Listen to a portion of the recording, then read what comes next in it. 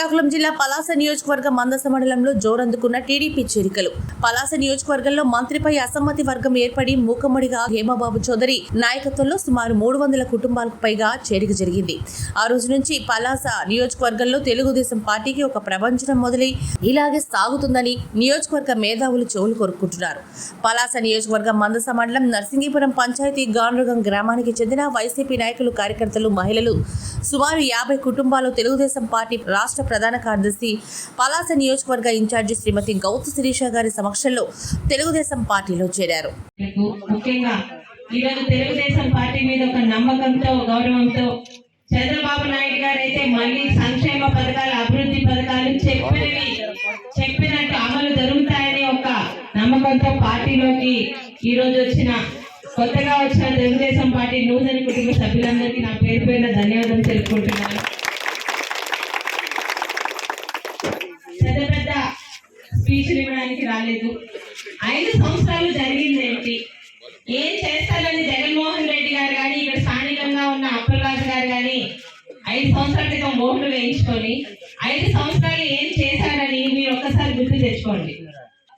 ప్రభుత్వం ఇచ్చే గ్రాంట్స్ తో పాటు ఐటీడీఏ, ట్రైబల్ డెవలప్మెంట్ తో పాటు ఎక్కువ రావాలని పెట్టిన ఐటీడీఏని ఈరోజు ఒక్క ఛాన్స్ అని అధికారంలోకి వచ్చిన జగన్మోహన్ రెడ్డి గారిని తీసేస్తుంటే, ఈరోజు మందసాలో కనీసం 15 పంచాయతీలు గిరిజన సోదరు పంచాయతీలు, అలాంటి ఒక మండలంలో 15 పంచాయతీలు ఉంటే కూడా ఇక్కడ ఉన్న స్థానికంగా ఉన్న మంత్రి గారు మంత్రిని చెప్పుకోవడం కాదండి, మీ నియోజకవర్గంలో 15 పంచాయతీలు ఉంటే ఈరోజు ఐటీడీఏ తీసేస్తే ఎక్కడ నోరు మూసుకొని కూర్చున్నారని అడుగుతున్నాను.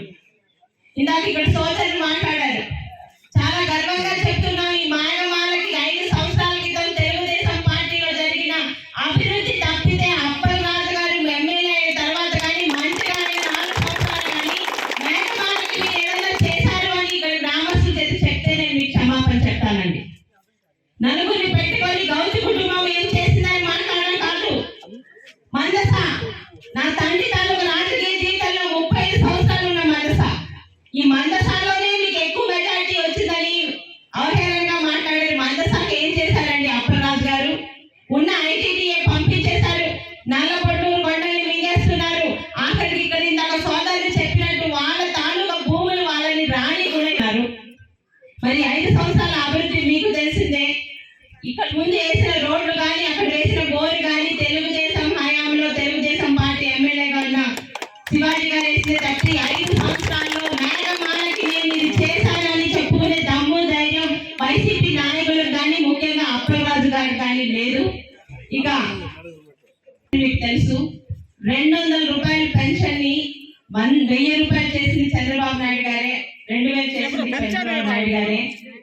ఈ రోజు గిరిజన సోదరులకి 50 సంవత్సరాలకి పెన్షన్ కూడా తీసుకొచ్చింది తెలుగుదేశం ప్రభుత్వంలో చంద్రబాబు నాయుడు గారే.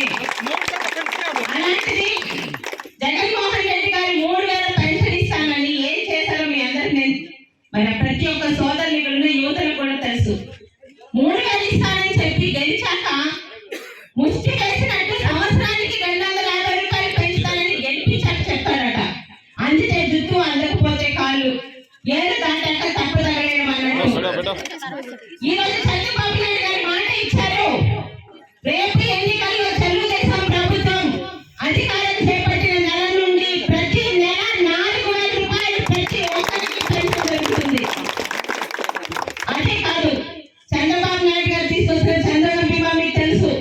గతంలో ఎవరైనా చనిపోతే అది యాక్సిడెంట్ మరణం అయితే 5 లక్షలు, సహజ మరణం అయితే 2 లక్షలు, ప్రతి ఇంటికి వారి లోపల చంద్రబాబు బీమా తీసుకొచ్చిన ప్రతి కుటుంబాలు లేదండి 5 సంవత్సరాలు పొందన్న బీమా పోతే రాజన్న బీమో, జగనన్న బీమో, అప్పలరాజు బీమో ఏదో ఒకటి తెచ్చిదా, అది ఏమీ లేదు.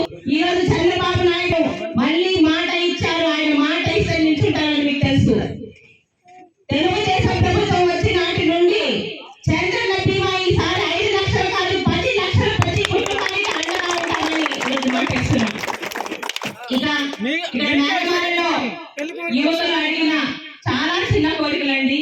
నిజంగా 5 సంవత్సరాల్లో కూడా మీరు ముందే వచ్చుంటే అది ఎంపీ లైన్స్ ద్వారా అయ్యే పనులే, కానీ మరి మీ సర్పంచ్ ఎవరో సంతకం పెట్టడానుకుంటాను. మీ అందరికీ కూడా బొగాబందలో బాలరాజు గారు ఒక ఆదర్శం.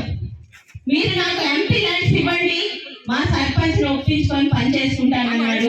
నెల రోజుల లోపల అక్కడ కమ్యూనిటీ హాల్